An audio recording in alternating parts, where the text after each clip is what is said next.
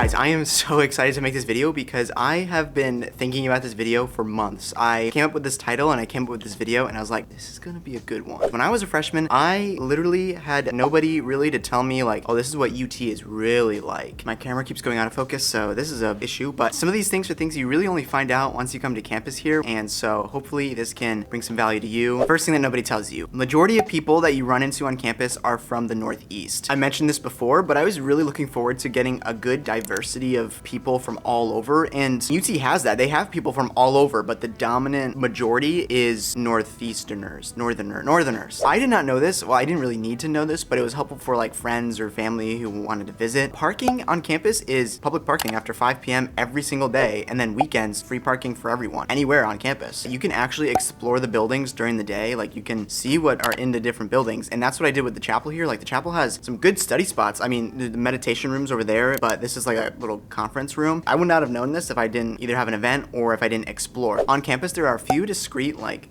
dining options. There's the Rathskeller, which is below Plant Hall, and it's basically like a Subway. And there's also Panache, which is, it's basically like a fancy buffet. So it's like the dining hall, but fancy. And that's in Morsani. It's tucked behind a wall. There's like a sliding door that like reveals a whole nother room. In my opinion, I think there are a couple of things that get underused or under hyped up, I guess. And those things are the tutoring center, the career services center, speech center, and counseling services. UT has these resources that like not many people take advantage of. I myself, like I don't really take advantage of them, but they're good to use and to know about. The speech center is actually pretty dope because you can just go and practice any speech for any class, any assignment, and it's other students, so it's not like it's crazy intimidating. Career services help you with your resume, headshots. Counseling services, I didn't know this, but apparently you get like 7 free counseling sessions. That may be wrong. You should fact check me on that. Always fact check me, but that's what I've heard. Okay, this one I'm gonna take with me until I graduate UT, and that is there's more to UT than partying. Everyone thinks like, oh, once you come to UT, all you have to do is party. Like all you can do is party, but that's not true. I don't party at all. Well, I like to have a good time. I like to have fun. I'm not into the party scene. It is harder to do those things and to find a group of people to do those things because the dominant majority is the party scene. So be prepared for that. But if you can find a group of people, they exist. I'm not the only one that I know that doesn't really like to party. Find those people, find your people, and you will enjoy these 4 years. I wish this was different, and this was something I didn't really know about until I got here, but it was that UT isn't super big into like, a lot of schools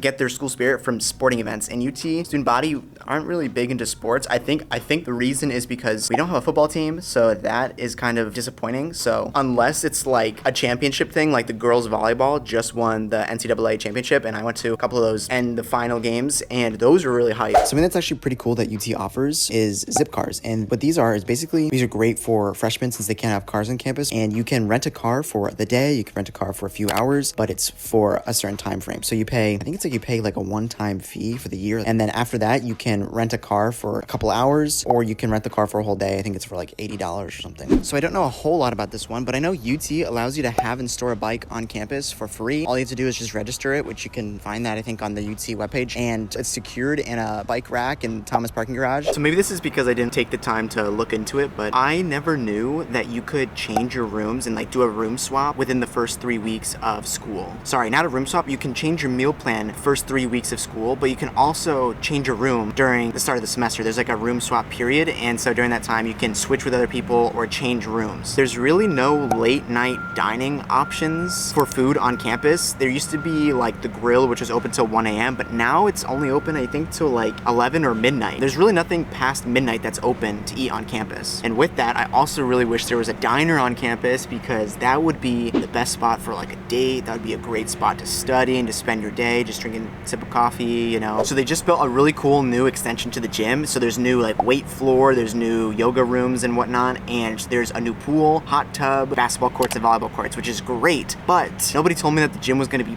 packed every day. The gym now, depending on where you go, it is super crowded. The school gym used to be open till like midnight, I think on weeknights, which was great because then like on Thursday, Friday nights when people were going out to the clubs, I would go to the gym and it'd basically be dead empty, which was amazing. But now the gym hours on the weeknights, it closes by 10 and people still go to the gym around that time. Like Saturday it closes at 7, and I think Sunday it also closes at 7, I'm not sure. I'm grateful to have a job on campus, but it's kind of hard to get a job here on campus. You have to look at Workday when you get to school and really follow along with new postings and news listings, and then apply early and as fast as possible because a lot of people want a job on campus as far as I know. Some of the ones that go quick are like the ones like the desk assistants and the computer lab assistants and things like that. So depending on how you look at these things, things. Some of these are pros, some of these are cons, but if you really want to go in depth and figure out what the pros and cons of the University of Tampa are, join me over here on this video somewhere. Love you guys, thanks for watching, and I can't wait to keep hanging with you over on this video.